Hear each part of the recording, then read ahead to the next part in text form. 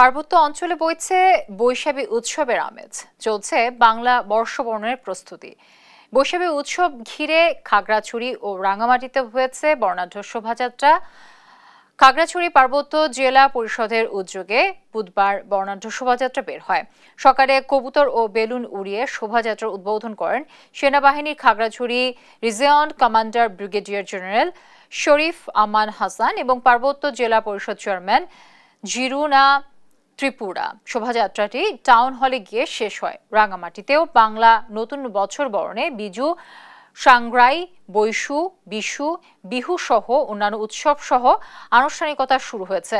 সকালে শহরের পৌরসভা চত্বরে অনুষ্ঠানের শুরুতে পাহাড়ের বিভিন্ন জাতিগোষ্ঠীর নিজস্ব ঐতিহ্যবাহী নৃত্যের মাধ্যমে অনুষ্ঠানের সূচনা হয়।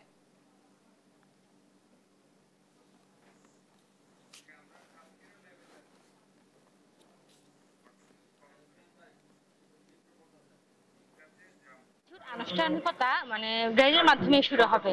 বিজুতে আমরা অনেক ঘুরি ফিরি, পাচন রান্না করি, সবার বাসায় খাওয়া দাওয়া করি, বুদ্ধ পূজা করি, তারপর পানিতে ফুল ভাজাই এবং ওই মূল বিজুর সময় পাইচন আর বিভিন্ন ধরনের রান্না করি। এই মূল বিজুতে আমরা অনেক ঘোরাঘুরি করি, যেমন আত্মীয় স্বজনদের বাসায় যায় অনেক কিছু নাস্তার আয়োজন হয়, যেমন পাজন হলো আমাদের আদিবাসীদের জাতীয় খাবার।